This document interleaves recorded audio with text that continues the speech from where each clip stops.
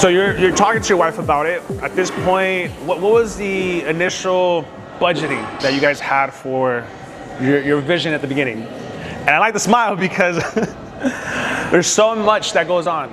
Bless Miguel's heart and bless, what they thought would. Luckily, I had a little bit of understanding and background when it comes to commercial real estate and business and build out. So they threw out a budget. I looked at the budget and I was like, there's no way you can build that out. And I was like, it doesn't make sense, right? And so I budget basically double that. It probably costs us 3x that. So it allowed us to, and again, we did it during COVID. So there was a lot of hurdles and obstacles to kind of overcome.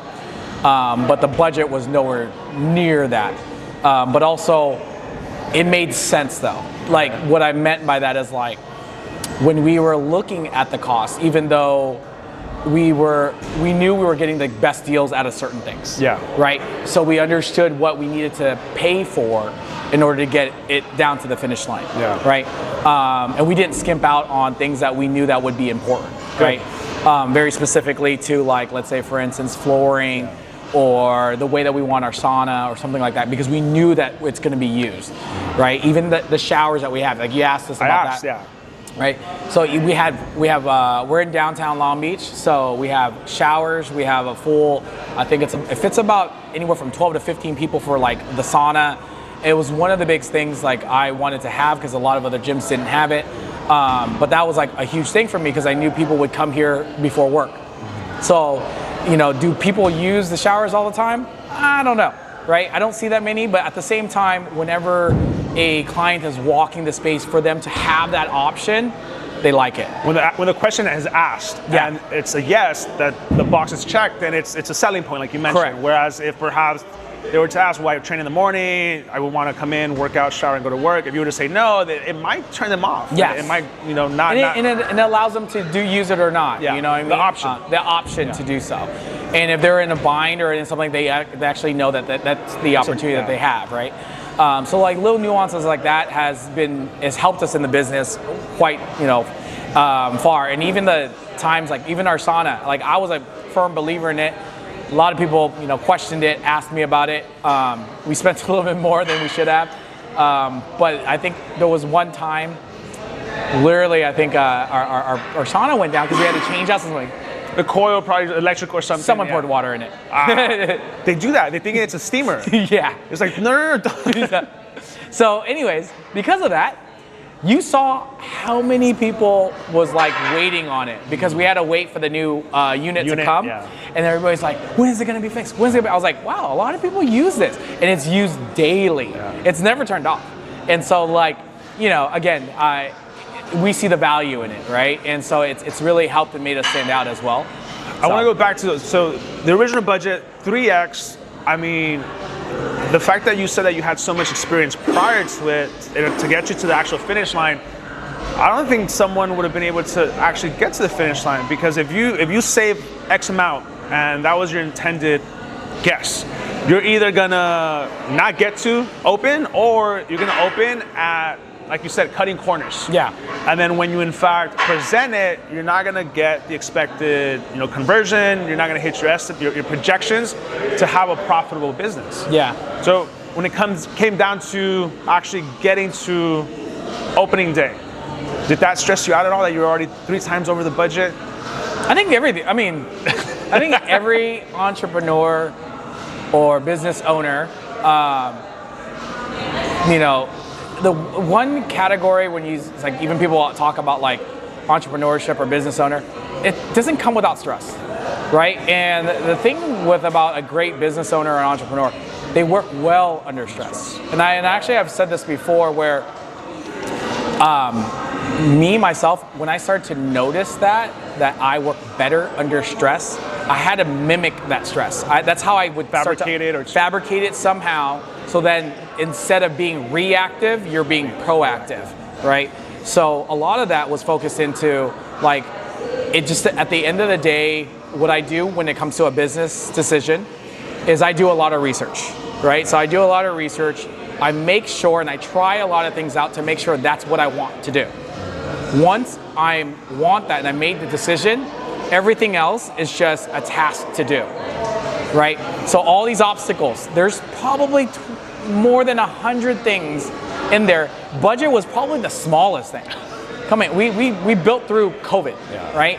So budget was probably the smallest thing.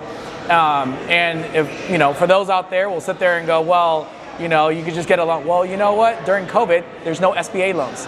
There's no personal loans. None of the loans even offered. Why? Because it was finance. They didn't know what was going to happen. Exactly. Banks were retracting because there were so many uncertainties that they didn't know. Okay, well, if I give you this money, you might not even get to open. So then it's a massive loss for them. Yeah. So we had to figure out ways to do that. And again, it's just, it literally was going from one, like every single day something would come up. And you know, we would just figure out a way to kind of like overcome that, right? What are the steps to do? This is just another task.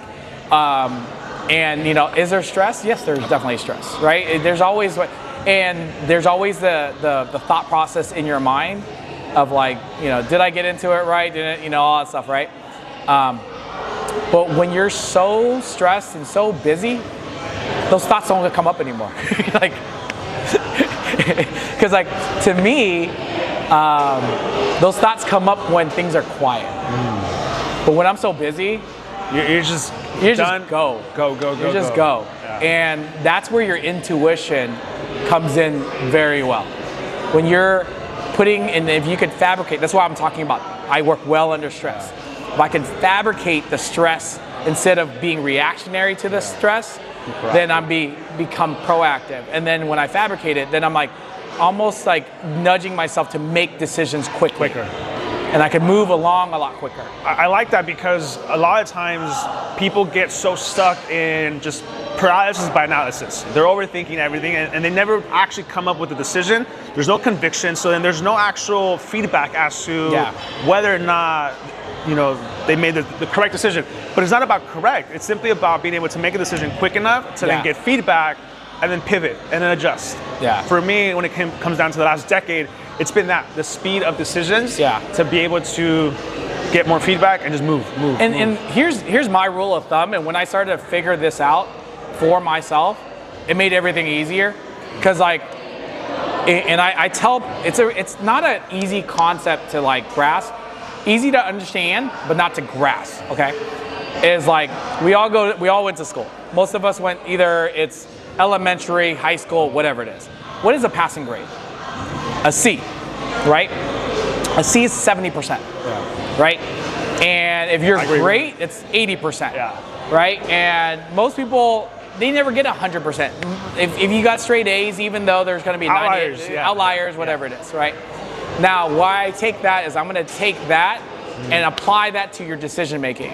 If you were to wait for something to be 100%, it's too late. Right? You should be making, you're already procrastinating. You should be making decisions when it's in your favor. Yes, you want to make it where it's risk averse, like, you know, limit your risk. But dude, even at a B grade, right? A B minus, B plus, A minus, A plus setup, you should be taking these decisions already. You're touching on the point that, guys, if you're hearing about an investment on mainstream television, it's already too late.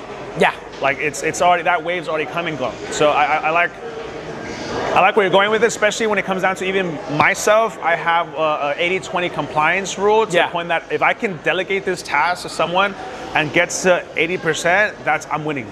Yeah, like that. I wish that was the case. Yeah, my delegation is like and I actually explained this to everybody else. I was like, if they can do 70%, be happy. See, passing grade. Yeah, passing grade. I was like, because you got to remember why you're passing off that delegation. Importance. Because it on that level of list, it wasn't that that huge, and and then they're gonna get better. Over time. They do it over time. Yeah. So that 70 can easily be 80 in 2-3 months of training and you know, trusting but verifying. And you have to come to that realization. You have to understand beforehand that they're not going to do it exactly the way that you want it. And if that's the case, then that's the whole point of delegation. Yeah. Right? It's kind of like perfect example is like washing your clothes, right? Yeah, you might have a style or a way that you want to wash your clothes. You might hang it a certain way. I do too, right? I actually do because my wife doesn't wash my clothes. But still to this day. But you have to look at the time frame of that. Is that worth it for you, right? Or if someone can get close to it and that'd be okay. Yeah. You know what I mean? I can see that. Because it takes up a lot of your time to do all this stuff. And what we talked about is the thing that's the most valuable, that once you really give it the priority, you won't ever give it back, which is your time. Yeah.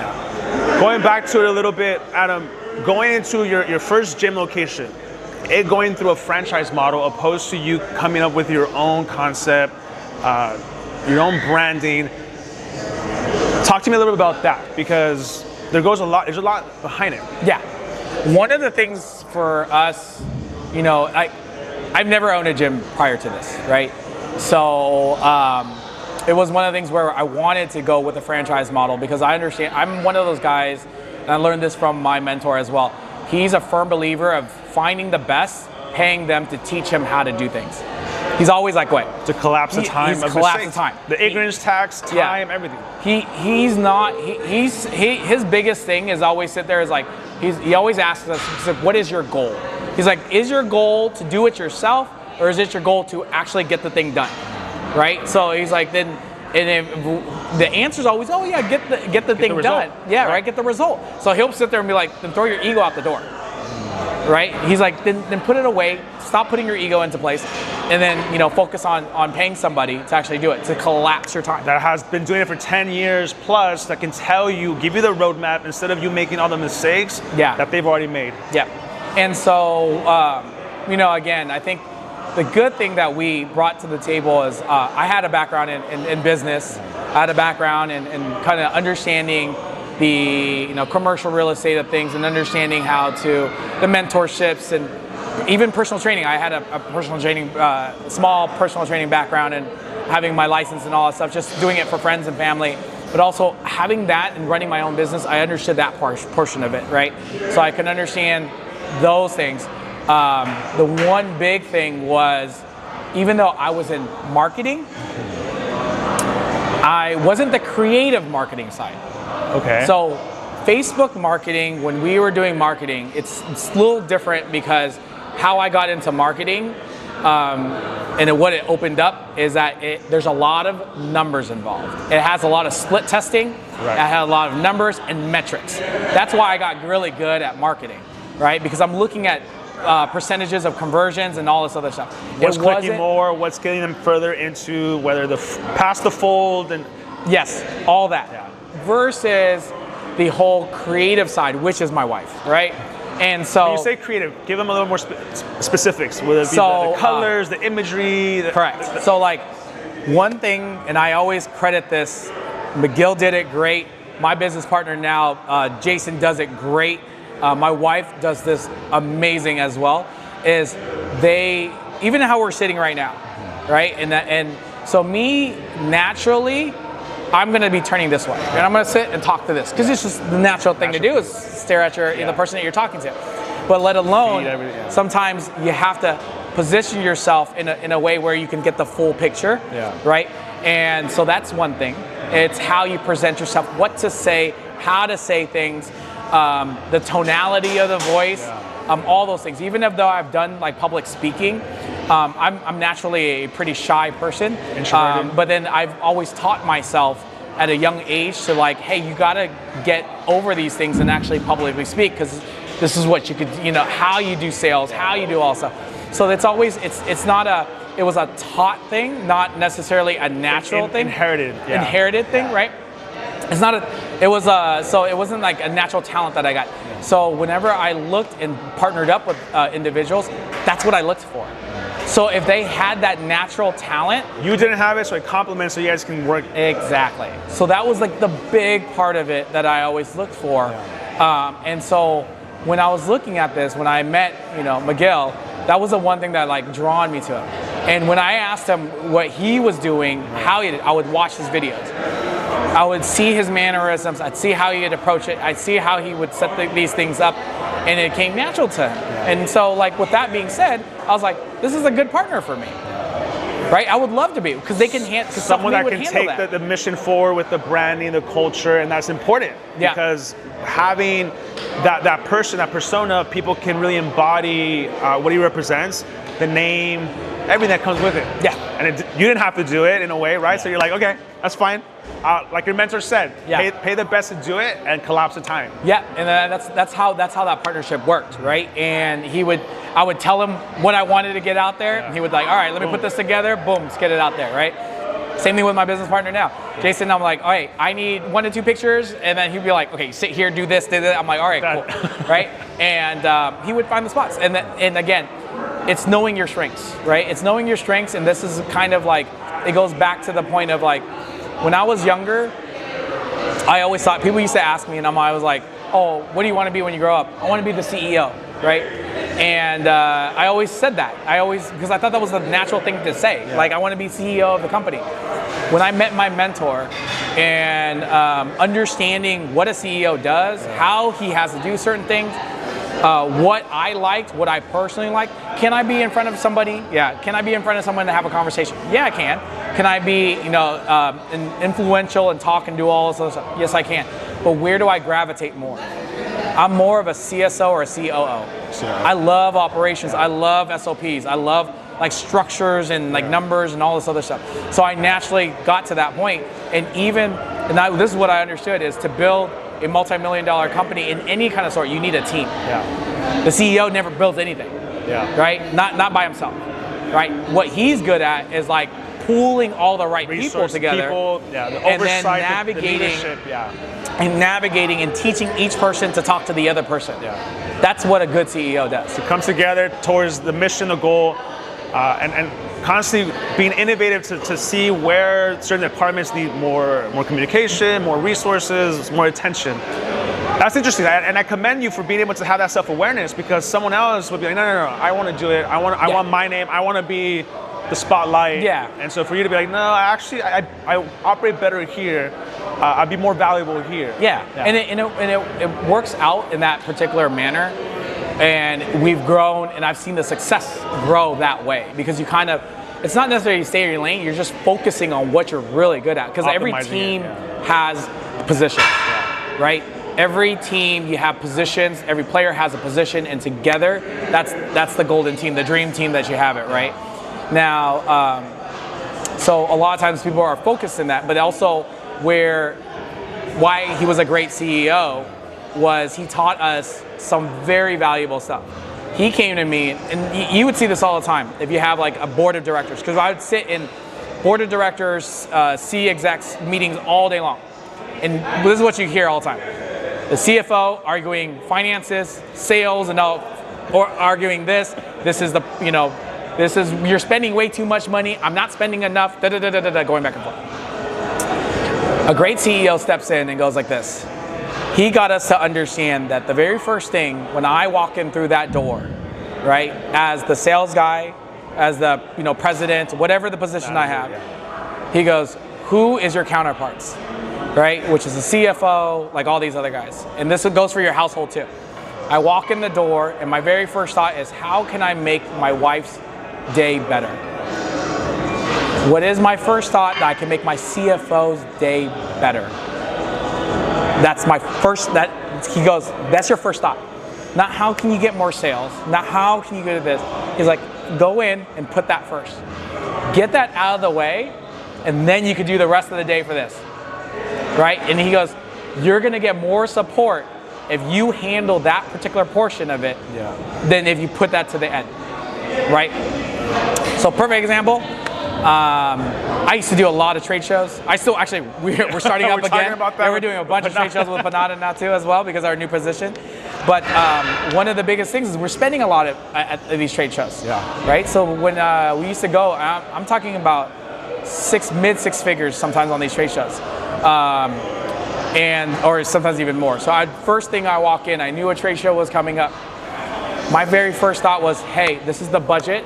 I would walk over to my CFO and say, this is the budget. This is what we're gonna be able to do. This is how many, from the last year, this was how much we spent. We got 2 clients and it paid 5x, right? It was simple as that. It was a 5 to 10 minute conversation. I went off and I did the rest, and he didn't even say one thing. Right? And I do this over and over and over every day. That's powerful because you gave clarity as to the bigger picture. Yeah. When people are able to see it, understand it better, then everything that follows, I would say, is there's less resistance, there's less doubt in a way, because they're getting a clear direction of, okay, what's the goal? Why are we here? And this is the outcome that we want. If in fact we get that, then we're good. Yeah.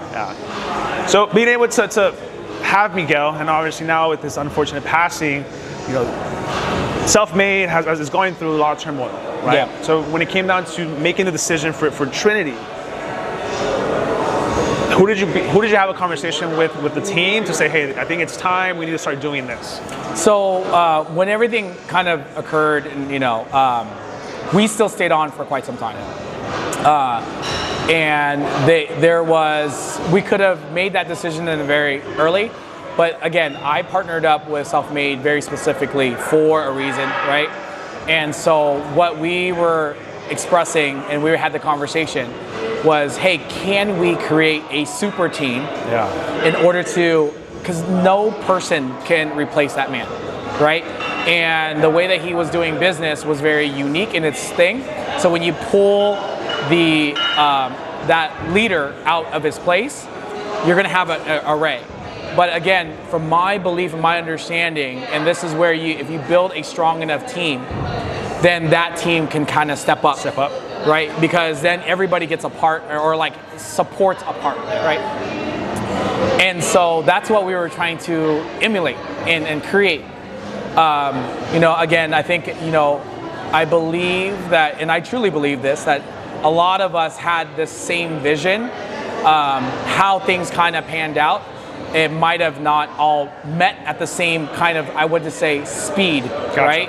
Or like everybody getting to it. Because I think everybody had the similar goal of understanding how to build this team, but everybody was kind of in a different trajectory. But that has to align. The speed of it has to come together, because if not, there's going to be whether an anchor or we talked about speed, how important it is. And if they're not coming to peace to that, or not ready, then everything gets slowed down. And in business, you can't survive that way. Yeah, and the thing that I had to really, which boiled down to, was I was thinking about the 45 to 50 trainers that I had here. That was my main concern of why I had to switch, right? And so obviously it's nice to have, to add your own spin to things, also your beliefs, also what you believe is like going to be the core values of your business. So that's something that we would love to do, and which we were able to do with Trinity. But also at the same time, the really big deciding factor was I was sitting there at a crossroad and said, I have to think for the trainers, right? If I don't make this decision, the writing, it could go this particular way, right? And so that risk factor was not something that I wanted to even test out. And so, we made that decision.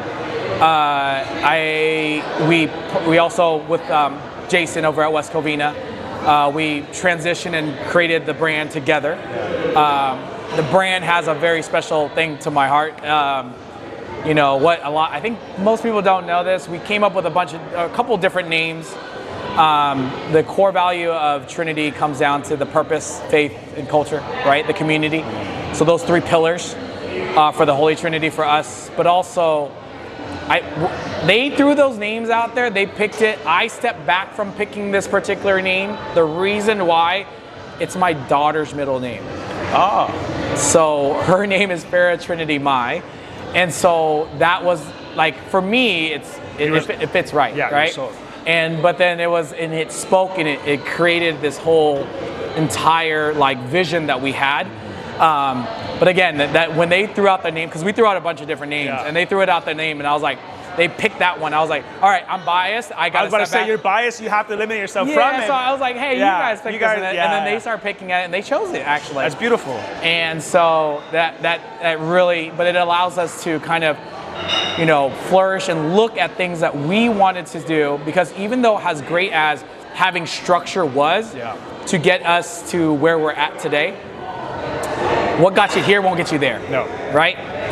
And the thing of it was the franchise allowed us to get here with some structure, but we're in Long Beach. We are not the same location as in, Temecula, or the same location as even West Covina. West Covina. Yeah, right? I would so say. even though we're partnered up, we have totally two different styles. Yeah. So we had to really focus and try to look at things that was more important to us over here. Yeah. And so as we kind of flourished in those things and we kind of expanded in those things, it really even expanded our business here as a whole, right? That's how we even got into being distributors for Panada, right? I want to touch on that, but before we get there, I have to say I've been here a couple years back. You've had several expansions. Yeah. You've had to adapt.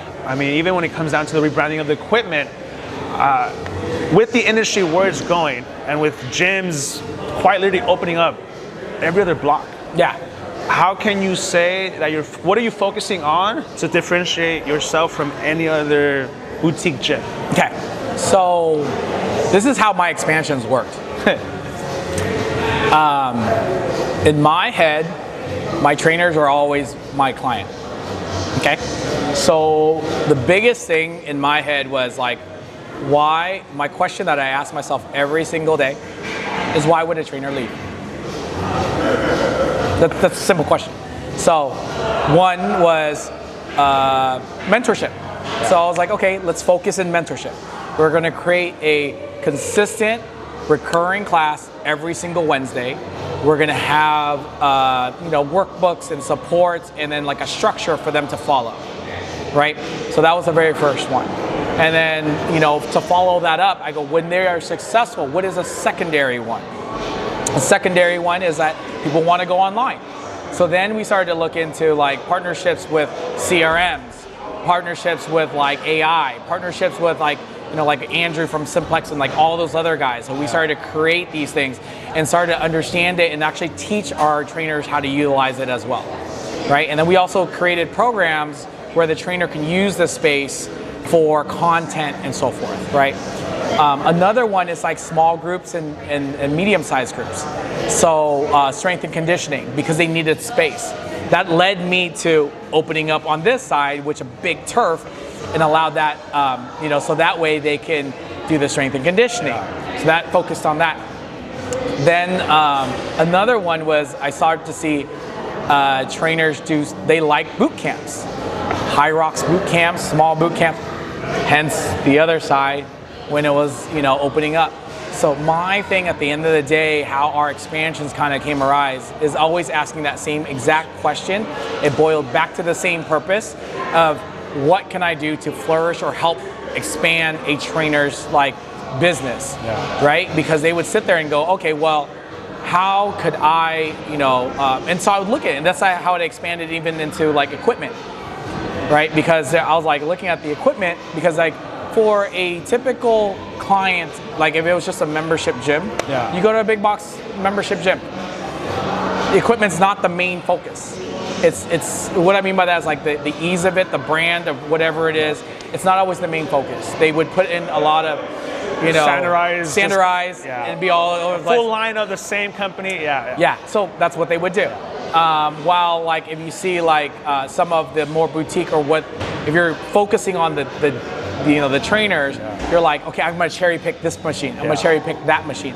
I want to find the best company or equipment company out there. Why is this? What is this? Understand the biomechanics of the product, the quality of it, how does it last, and all that stuff. So we would boil it down to that and focus on those things. So all those decision making, all those focuses, it always came back to the same purpose, right? And that was always being the client was the personal trainer.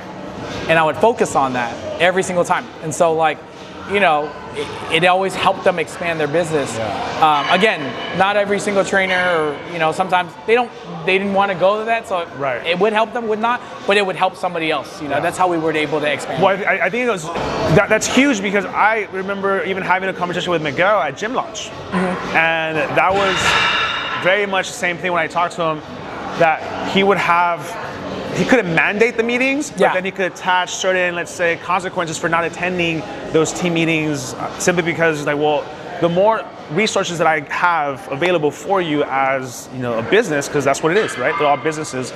Then the more success you'll have, better client retention, and thus you're going to stay with us longer. So it's a win-win-win. Only if you show up. Yeah. But like you said, you can't. Certain trainers just don't. They're either wanting it to be a part-time or just a hobby or something quick and say that, oh, I'm just a personal trainer. Yeah. But they're not truly invested, and thus the result isn't there. And that was one thing that he had to always try to, and Miguel distinguished this too. We had this conversation over and over to every single personal trainer. Yeah. You know, you come in here as a personal trainer, but you need to start thinking that you're a business owner first. You have to look at. You have to take ownership. You have to take ownership. Yeah. You know, you're not working for a big box anymore. They're not leading the way for you. You're not just being there in an employee, you know, from 9 to 5 employee and focusing on those things, right? So, those are the things that like you kind of look at first, right, and kind of focus on.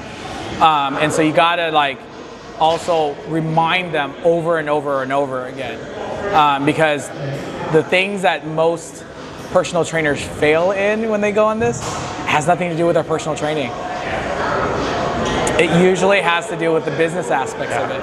Whether it be their lack of structure, time management, skill set, or I would say even sometimes ego, because they're not wanting to be allowed, whether mentorship or the fact that, you know, like you said, it has nothing to do with your program. It has nothing to do with the sets and reps. And AI is here, so anyone can in fact create programming like this. So how can in fact you differentiate as a trainer is going to be more on the experience that you're able to give to your clients and the consistency of being able to come into your training and get a consistent result in a timely manner. Yeah. And be able to market that. There's one thing. I'm going to challenge every single personal trainer that's in business, that's out there, that has, even business owners. The one thing I always see is personal trainers are so consistent at working out. They work out every single day, right? Alex Ramosi talks about that. Yeah. Look at the way that you run your business. Is there anything that you do consistently as much as you work out? And if that's how you're going to see a successful business owner versus a non-successful, right? Because I see a lot of times, and I get it, your health is something that I want everybody to prioritize. Right. But also at the same time, are you that consistent about your follow-ups? Are you consistent with your outreach up, organization, you know, your scheduling? It's like one of the biggest check-ins, things. everything. Check-ins, everything. Right? It's like all these different things that they should be. I'm going to use that. That's very powerful. Alex Ramosi says that a lot of the times trainers, because they look a certain way, they say like, oh, I'm a disciplined individual, right? And it's like, wait, I'm going to challenge you because you like to work out. Yeah. So that doesn't mean you're fucking disciplined. You enjoy it. Yeah. The discipline is when you in fact you do the things that you don't want to do because the novelty isn't there anymore. Yeah. It's the boring stuff, but the consistency of it is going to give you the result that obviously we say we want. Yeah. And it's like, and I use like terminology. That's why a lot of guys, like a lot of my trainers, they understand that. Like I'm sitting there, I'm like how many outreaches did you do a day? Oh, I hit, and they're all excited. They go, oh, I hit my numbers. Yeah. I go, what do you mean? It's like, I hit my 10 outreaches or 12, 15. What about progressive overload? Yeah, exactly. It's the progressive overload. I'm like, you've been doing this for like the last 3 weeks. Like, what are you doing? It's doing the same reps for the same weight 3 months ago. I'm like, you need to inch that number up. And then so like, you know, like simple. And I try to correlate those two. Yeah. Because the language that they speak. Yeah. It's funny because I've been bashing on my trainers. I'm like, trainer brain. Yeah. Like, I get it. Like, you guys didn't want to be in corporate America because you wanted to have control of your own schedule. You wanted to, in fact, fitness change life in a positive way. And so you want to be able to, at one point, people were asking you how you did it. Yeah. And now you have that opportunity. But guys, you guys have to level up. You have to really invest in your skill set, get the help, you know, use the resources. Because what I don't want from any of my trainers is to be stuck in the gym floor in their mid-late 40s. Yeah. And be like that old PE coach. And it's like, then you have to pivot, and then what? Yeah. What was it for? And the thing is, like, I think the misconception most of the time is like, I came into owning my own business so I can work less hours. When you own your own business, you work way more hours. Like you don't work a 9 to 5.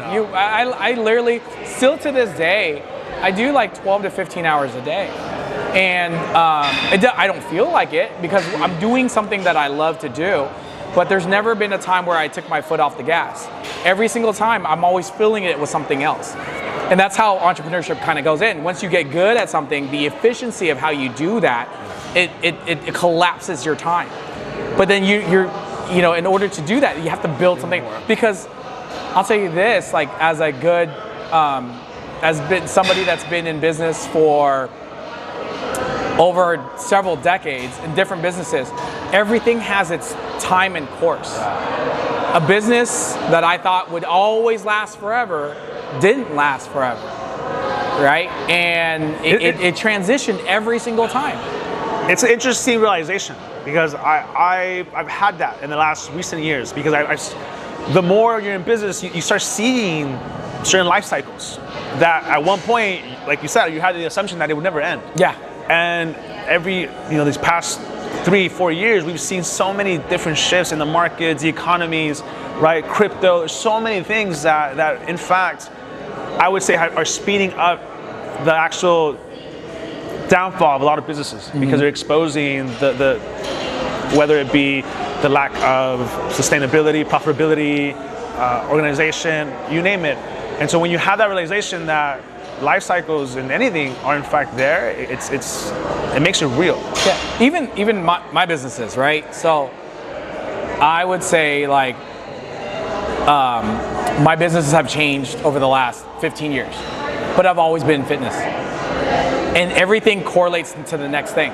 Meaning I was in first behind a computer, marketing. Right? Doing marketing. Then I got to like logistics. Then I got to like supplements. Then I got to a brick and mortar, right? And then now we're in this space, but it was all working with the same individuals.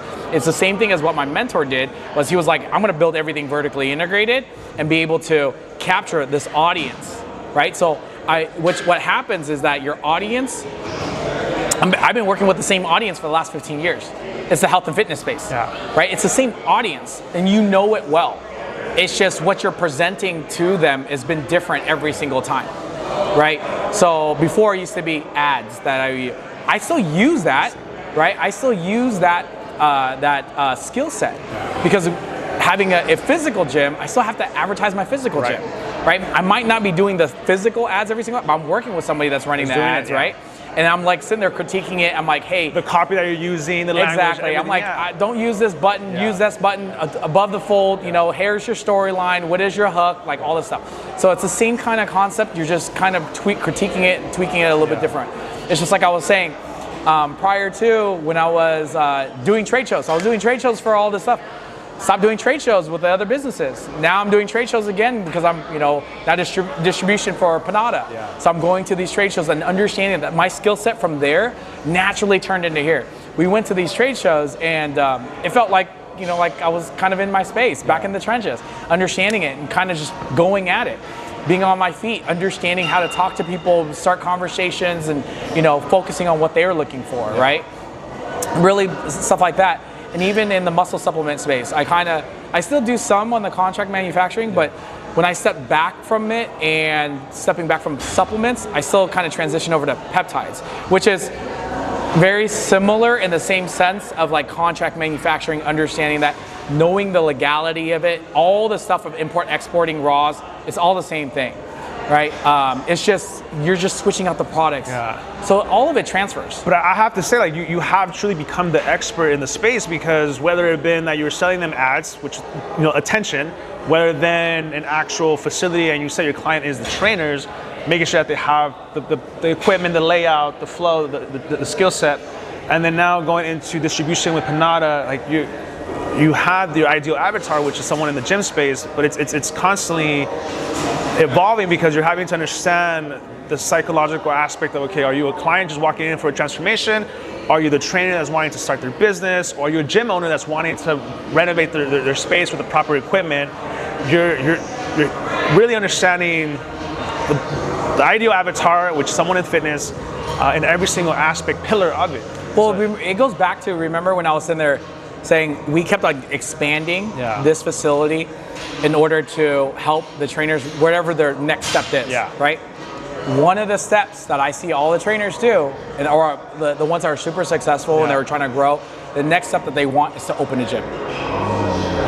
Right? So it was a perfect transition for me in my head because I asked the same question. Yeah. I go, why would a trainer leave me? Yeah. Right? The trainer would leave me. To then open up the see, space. I never, when I say that, I never want to hold them back.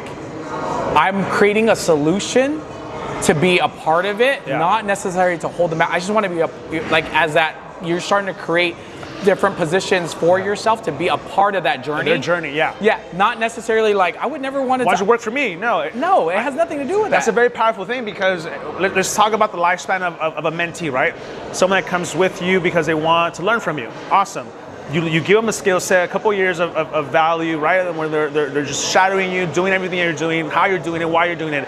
Gets to the point where then they start making certain, money moves, and they get to a different level. And then now the beautiful thing would be, what if you're able to come be part of the table, and own and have ownership of something? Yes. So I've always thought about the same thing. Like, how beautiful would it be if then a client, which can be a client, gets to a point to their fitness level that then wants to become a trainer, and that trainer then gets a skill set to become a successful business, and then become an actual business owner of an actual brick and mortar, right? Like, that would be the ideal lifespan of a client journey. And that was the reason why we, and again, it goes back to it where it was perfect for us to kind of add that in, because I was like, when I first started off, I see and I cherish the relationships with the trainers that I have when I first started. And I'm watching their transition. I still keep in contact with all of them. Some moved to other states, I was gonna say, whether they or open their own gym or anything. I still talk to all of them. And so they transition, and as we saw it, it started to click to me, and I'm sitting there and I'm always asking that question. Because I'm always sitting there going, why would they leave? well, how do I, I very cherish my relationships with these individuals. How do I continue these things? And again, you get to choose. People, a lot of people do business out there, but you pick and choose who you do business with, because that's like to build the bonds and the relationships with. So if I can provide a service, again, I don't ever ask people just to pick me because, they just know me. It's just, that's why I'm always trying to focus on providing the best service, right? That's why when we found a equipment company, we went out there and searched for the best one, and in our opinion, right? And don't get me wrong, there's a lot of great equipment companies out there, but that was kind of in our mind that we wanted to find one that fit our style, fit our core beliefs and all that stuff. We went over there, we broke bread with their family. We went over to Italy. You mentioned how you went to Italy and the importance of that. And interesting, I'll circle back to Miguel. I remember having a conversation with him, and he said all his franchise owners, he must get to know them on a personal level. We have to actually break bread together because invite me over, or I have to meet your family, the wife, the kids, because you will do business with these individuals for hopefully for the rest of the livelihood of the business. And that's what I think a lot of people didn't even know about that, like me and his relationship. Like they see it on social media. Like he comes over here quite a bit because he loves the space. But the one thing is, like, I probably spoke to him every night or every other night. 80% of the things we talked about was family. Was how, because that was like my priority and still to this day. You mentioned it in regards to, hey, let me stay closer to the west side because I don't want to travel, because I want to be with my family. My biggest, I wouldn't say, it possibly is a fear, and that's why I focus in it, and I always priority is if I was going to be a great father or not. That was my biggest fear, because being an entrepreneur takes so much from you that I wanted to be a present father, but also be a successful business owner. And it is a fine balance of like how you do that. And so I've always sought mentors that did it well. My mentor, which I call a brother now, we go over to his house twice a week to have dinner. So we go every week. His wife homeschools my son as well, but we live in the same neighborhood. We literally live one street across from each other. We all live in the same neighborhood, but that's become family, right? And that's who I learn from. That's who my mentors are. That's who my role models are. And so when people ask me who my role models are, and it's not some celebrity that's out there. It's just never, what my biggest fear and my biggest obstacle in my life has always been, how do I juggle these two wants in my life, right? To be out there and be impactful and be a good business owner, good leader, but then also be a great father and husband, right?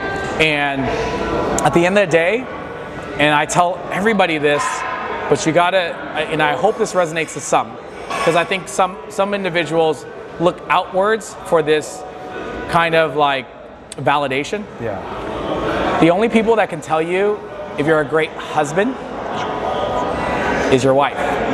Great, vice versa. Great wife is your husband, right? And the only person that can actually tell you if you're a great father is your kids. Stop going around and asking for other people's validation. People give me compliments all the time. I'm grateful for it, but at the end of the day, my audience is them. That's a beautiful thing, Adam, because in a time where social media is so big, right, and the people that have these massive followings, they'll post things all the time, the highlight reels of their life and their families and everything, and yet we don't truly know the dynamic behind closed doors. And so I admire and respect that that's been your biggest fear and want. Yeah. But because that fear, you make sure that you've Focus even on more focused on it. The things that we focus on are what is important to us, and you becoming the best possible husband and father. That's why you'll continue to be successful in that. Yeah, and then that was the conversation pretty much every other night. I would see him, talk to his daughter, or he would see his daughters, or he would see something like I was talking about my son, and I would just ask the question, how did you approach that? How did you approach your daughter about that? How did you ask her about that? It's so funny because we talk about them so much. They came here one time and I walked over to them, I know them so well, but they don't know me you so well. So right. They were looking at me like, what? How do you know and I was like, I'm so sorry. And then I was like, it's just me and your dad talk a lot, about that. And that was the main focus of most of our conversation. We did respect each other very well when it comes to business. We respect each other's opinions, in every single way, we would hear each other out. But again, that was 20% of our conversation when it rose to that, because we respected each other that, hey, you're gonna handle your stuff, I'm gonna handle mine.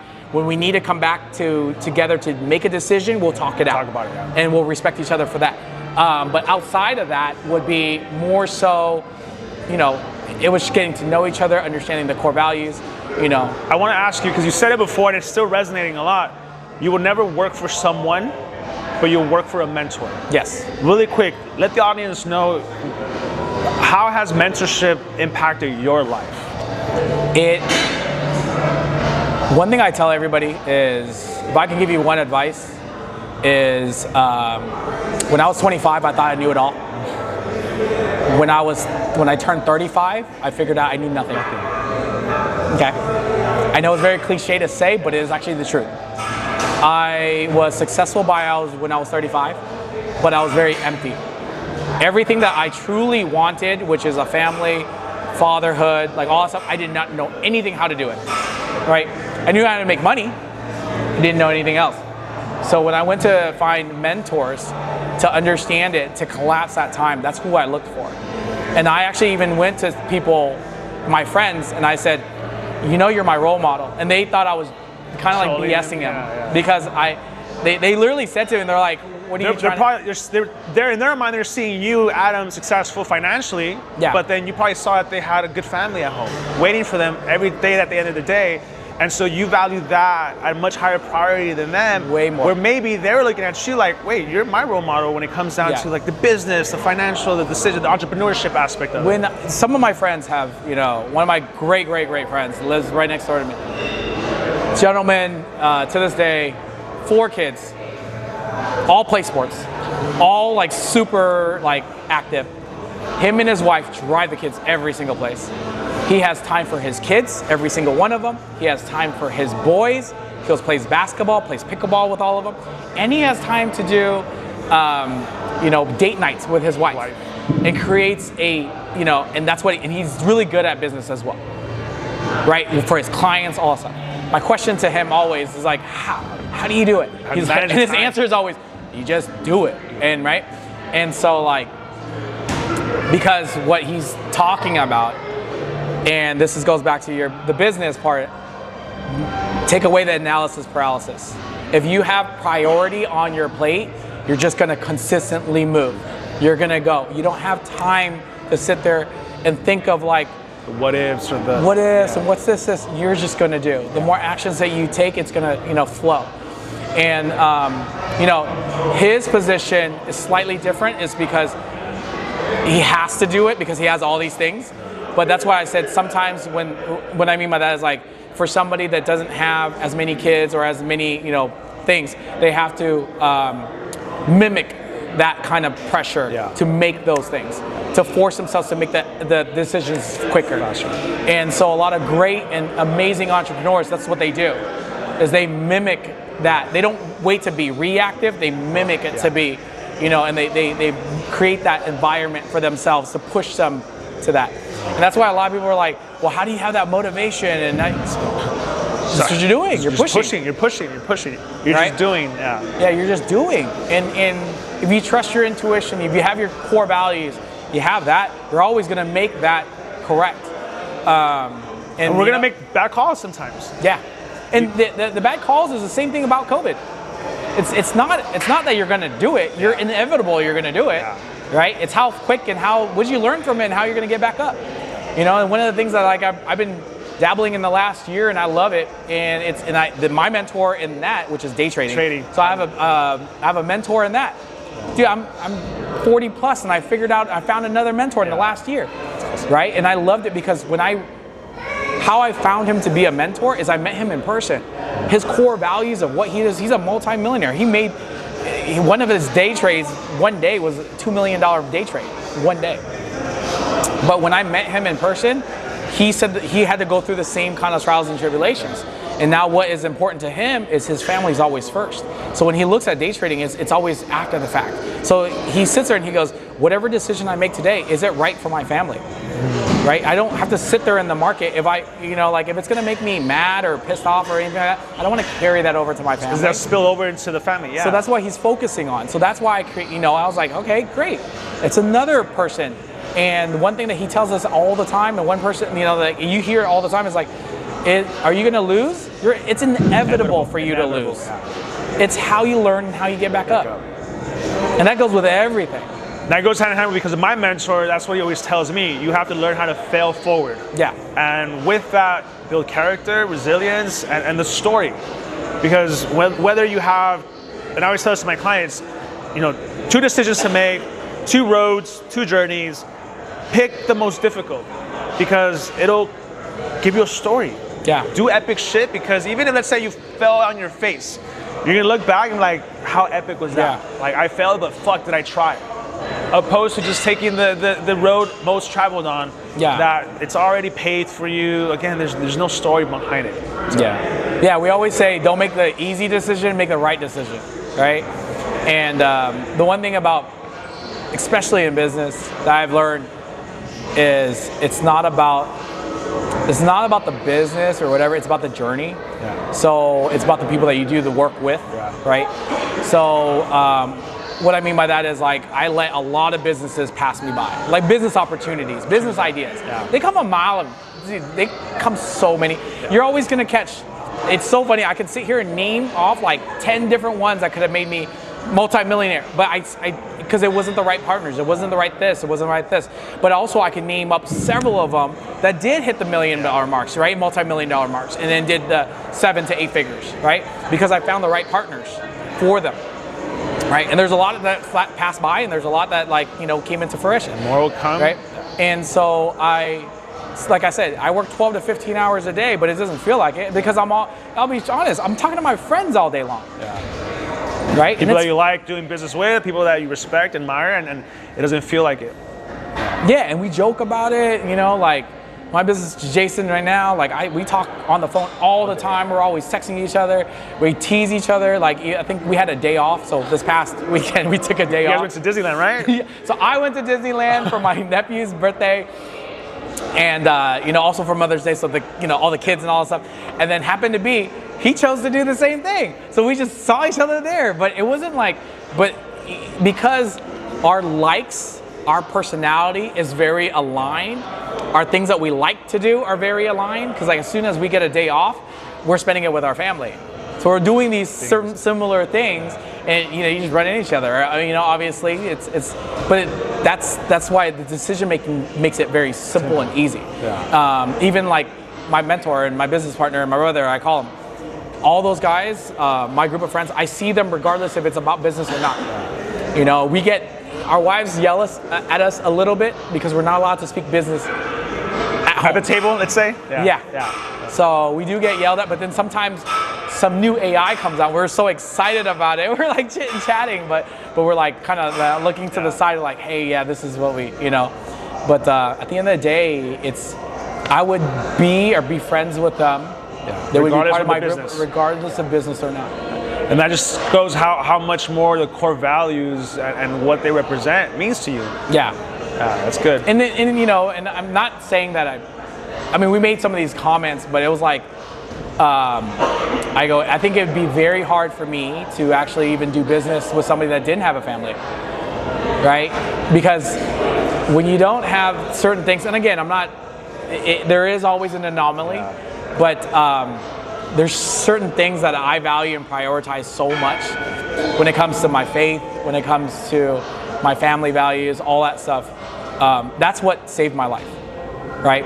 Truthfully, that's what saved my life. I didn't have that regular upbringing, so it's not like I grew up in like the Oakland area, Hayward area, so like coming from nothing to this is a big transition over time.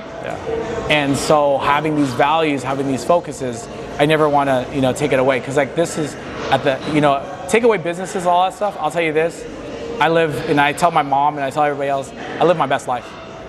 Every single day I wake up and I'm doing something, I'm always like, this is what I want to do, right? And I'm spending time with my son. He wakes up at 6 a.m. and doesn't sleep till 10 p.m. No naps, no nothing. Kid goes 100 miles per hour. 0 to 100 real quick. But I got to keep up with them, And because what you talked about earlier, longevity, and that's why your fitness is so important, to be able to keep up with your son's energy. But I like what you said as far as, it was a big leap, and the fact that when you mentioned earlier that you're 35 years old and you had the success, the financial success, but you were empty, that could be a dangerous place for a person, good looking, handsome, rich, and then having all the options of vices in the world. It could be a very detriment space, because then we can destroy ourselves. Yeah, and don't get me wrong, I'm not bulletproof. I've had all the same stuff. I've been, God, you name it, depression, suicidal, been in jail. I don't know, whatever you really want to say it. But I've had it, all those things. But over time, that doesn't define me. Right. It only triggered me to show me what I did not want. If that makes sense, right? Absolutely, and I think that's a powerful thing, because too many times we allow our decisions, our mistakes to define us, and then we stay there. Yeah.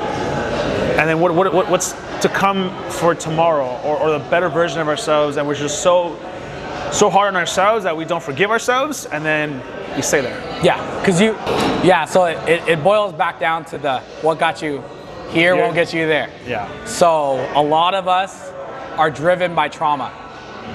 That's the biggest driver of all times, right? But why do you want to be stuck in a loop at 45 years old, 40 years old about all your trauma and all your blockages from the day before? You're just going to carry that. If I don't fix that now, I'm going to carry it over to my son. So create generational bonds. That's not what I want. And so I'm going to be the parent that I always wanted or always needed, and make sure that I don't have to carry that over. Dude, just break that generational curse, right? And the generational curse doesn't necessarily mean to be monetary or riches or anything like that. It's just you have to understand it's a ripple effect, right? So if you can just focus on the next generation, that will be your legacy, right? Because legacy is not monetary. It's not a building, because buildings come and go, right? But if I was to sit there and ask, anybody, when it comes to legacy, it's the name that is like passed associated on. with it's associated. impact the impact. My grandpa did this. My grandma did this.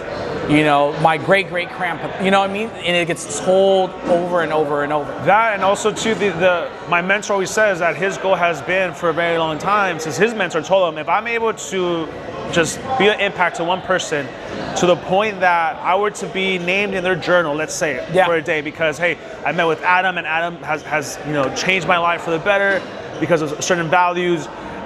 He fulfilled his purpose. Yeah. Because that's what it's about, being able to pass it forward. Yeah. That's, if more people thought like that, what world would we live in?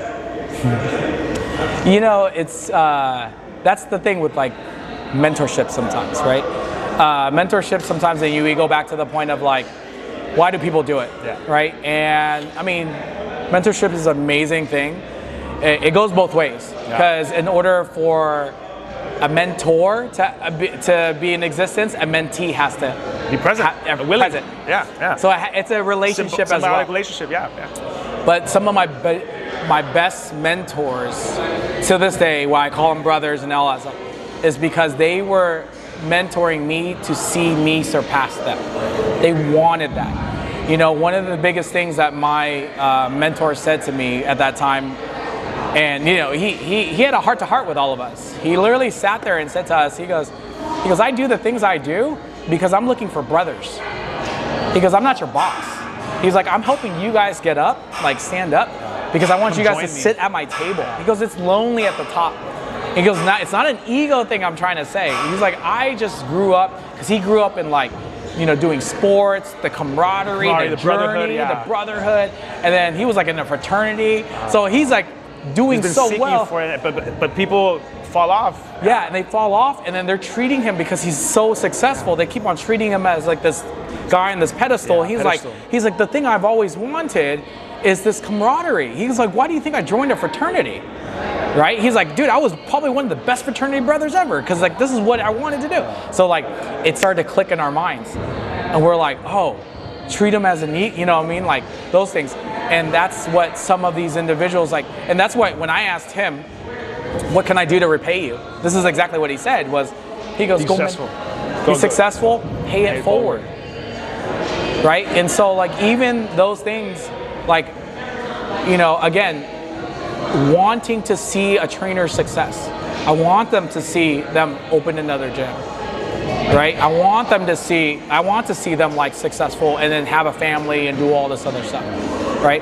And part of that's why like I always ask that question. That's why my journey kind of went that route. Now helping other individuals build gyms, not just focusing on this one. Other ones, right? Passing it forward, because you've had to undergo so much that if someone, it's you 10 years prior. Yeah. And if you're able to help them make a couple decisions and save them time, money, headaches, then we'll do it. And interesting enough, a lot of people, whether they come to a space and they're intimidated, people are willing to help. Yeah. They really are. I believe it's people are nearly good and want to be of help. It's just a lot of times people are just too scared, too in their heads, that their ego doesn't allow them to ask for help. Yeah. Because it makes them think they're weak. Yeah, and then the other thing I always ask them, like even people that come to me and ask questions, I always ask them, am I your right mentor? Because you have to have both ways, right? Yeah. I can't teach somebody that doesn't want to be taught. Right. And it goes back to the thing where like my mentor was saying, is like, what is your ultimate goal? Is your ultimate goal for you to be the one, or just get the results? To get the results. So that's why when I see like yourself and others do their mentorship and actually create programs and be out there, be in front of the camera and doing all this stuff, I'm so like supportive of it, and I applaud it. Because why? It will bring the collective up. That's what the industry needs. So for the next generation to move forward, right? Because one thing I gotta, I don't know, I'm gonna get bashed on social media for this, but like one of the things that like I want to see happen more so on the next generations below us, and I'm trying to teach this to my son as well, is that eagerness, that fight, that fire. Because we had a struggle in our generation. We struggled through a lot of things. That trauma created that pathway, right? It was a motivator. Right now, there is slightly of a, there's ups and flows, right? We had it easy for a little bit, so a lot of there's not that drive as much as right now. And also sometimes with AI, things are too easy. Well, what's the saying, right? That easy times make weak men, weak men make hard times. Yeah. And it's the more resources out there, the less that we actually have to think and critical think, right? And so I do agree with you, and that is why I'm my mission now more than ever is to in fact help young men lean into their ambition through fitness, wellness, business, their faith, to be able to be better men. Because then better men at home creates a better dynamic at home. Whether, I like what you said earlier, we didn't touch too much about it, that your wife wanted to be a driver of the business, but the time where your family started, she went home. Yeah. Like, to be able to give her that option is a beautiful thing, because then you want your children to be raised by you and your wife, not the aunts or the grandmothers or a babysitter. Can that happen if we don't have strong men? One of the things, the men in our group, we always joke around this. We always say we're such great business owners and entrepreneurs is because we don't want to be at home raising our kid. And when I say that, is like, because that's a tough task. Yeah. Being a stay-at-home mom is probably one of the hardest jobs I've ever seen, right? And especially when you have a 4-year-old that takes after me. Right? With the energy, go. 6 in the morning, 10 p.m. Yeah. So, and again, and so that's why every single time, every decision I make out here, I'm always thinking about her. I'm always thinking about our kids, right? Every decision, so it makes it easy. Yeah. They are my North Star. So like, to me, if I'm going to do something, is it gonna benefit back to them? If it's not, then why am I doing it? Why even bother? Why put it on your plate, take up mental capacity, time, resources, mental peace? Yes. Adam, you've been in the industry for so long. You're helping not only your trainers. Good.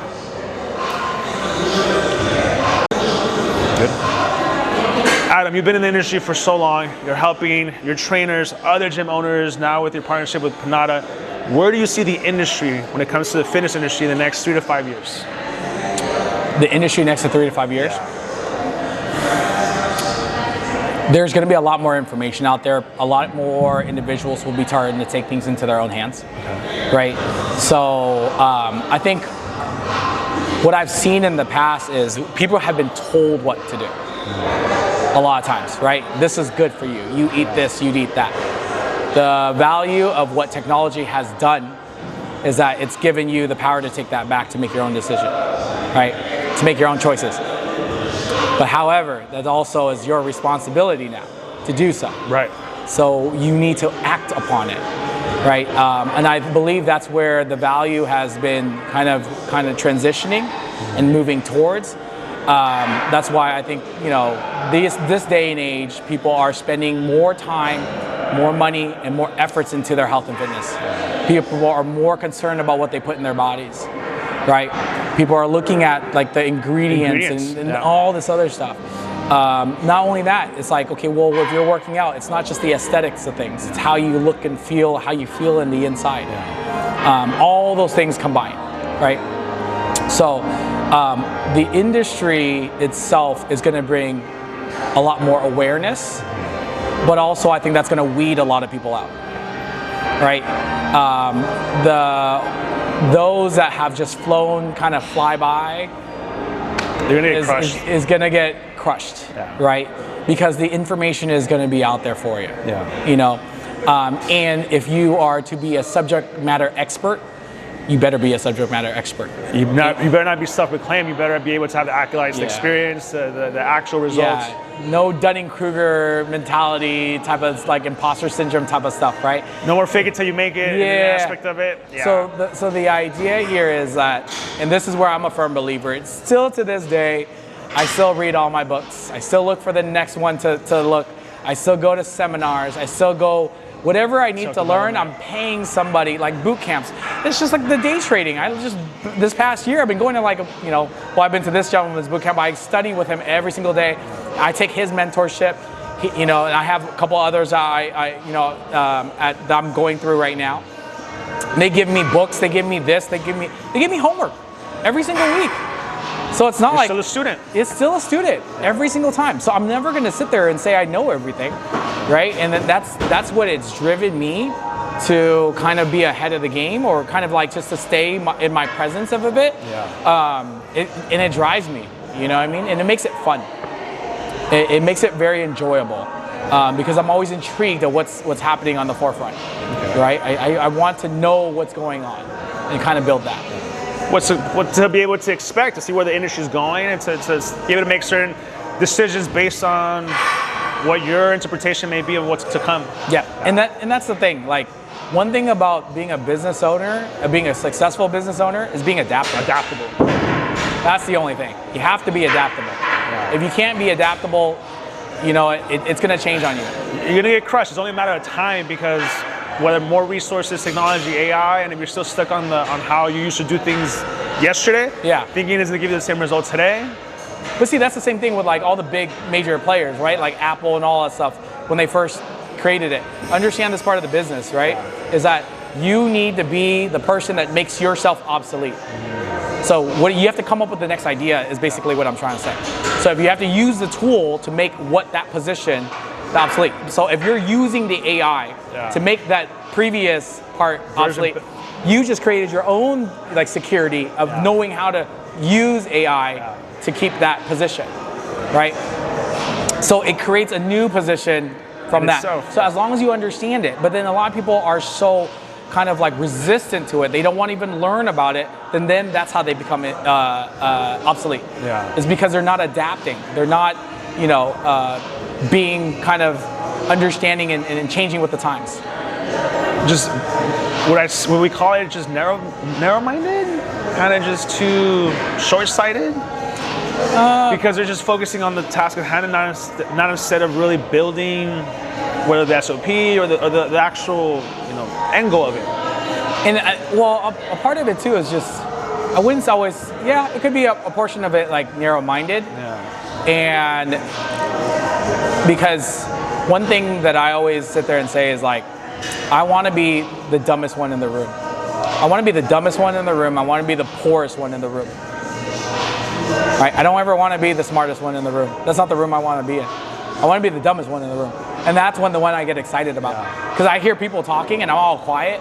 I'm like, oh, what was that? Wow, look at this. How'd you do that? And that's where I want to learn. And if you have that mentality, it's always going to drive you forward. Well, it's that growth mindset, right? Instead of being just stuck, complacent, that fixed mindset. Yeah. If you have that growth mindset, you'll constantly put yourself in a room where you're wanting to learn from others because they're making money moves. If you're in the room and you're the one, leading it, then it means that you're at the top. Yeah. You might want to switch roles. Adam, I mean, I have to say, leading up to it, we've known about each other a lot. We never had a really chance to sit down and talk. I was really excited to hear your entrepreneurship mindset and the successes you're able to build, but I have to say it's really refreshing that I got to see a different side of more so the family man. And you're inspiring me to take that into a different chapter, because I believe I'm approaching where you were 10 years ago. I just turned 36 yesterday. So happy birthday. Thank you. So I think I'm there. Yeah. If I had to take a moment to self-reflect, it's like, well, I got to this point because I was willing to sacrifice so much of my, whether personal happiness or personal goals, to amount to success, right? But then it's getting to the point where like, what's it really for? If I go home and I'm by myself. Yeah. So I might have to talk to you a little bit more about that as to. I had a 3-4 bedroom home that I only stayed in one room the whole entire time because no one else lived with me. Yeah. So I might have to, get a little bit more of your guidance in that, alongside with other things that we talked about when it comes to the business aspect of it. But Adam, I have to say thank you. Thank you for having me on. thank you for sharing your story. And I'm excited to see Trinity not only grow, but then be able to be an opportunity for other gym owners. Yep. Is that something that you're wanting to do with Jason? Yes. And, you know, like we've expressed this to all our trainers. Yeah. You know, we didn't choose to do a franchise model because what we want them to do is be able to grow, put some focus on themselves and actually grow with the brand, but also have the assistance. And we've created multiple different structures, avenues, so to help them kind of escalate those things. And that's like one of the biggest things is if a trainer, one of our trainers or anybody that's like interested in it, we want to have those tools for them to use. You know, you got to use the tools correctly. Yeah. You know, that's where your resilience is going to come in the hand. But we want to kind of help speed that process if possible. And the fact that you've already gotten an inside look with the franchise model, it gives you so much more insight on how to really be able to put it together. Correct. So you've inspired me more ways than one, Adam, in reality. You. When it comes to the business aspect, the personal, the industry, we talked about certain things when it comes to even peptides that I'm going to look forward to getting to know more about from you. And so hopefully, even though I don't have a family just yet, I would hope you to consider possibility of working with me in the future. Yeah, for sure. So Adam, thank you so much for your time. Good. Thank you. Do a closeout? All right. Yeah. There you have it, guys. Adam's story on opening up a gym, not only for his own longevity, but from a conversation of his girlfriend at the time, wife, to now building an empire for other trainers, the opportunity to have you as a trainer come into a business model and have ownership, from now understanding Adam's true core beliefs in being a family man. As a young entrepreneur, there's so much that I was able to take away. You at home watching, I hope you're able to understand that through the process and journeys of life, business, entrepreneurship, you get to rebuild your life. And that's what the Asaro Rebuild Protocol is all about. I'll see you guys in the next one.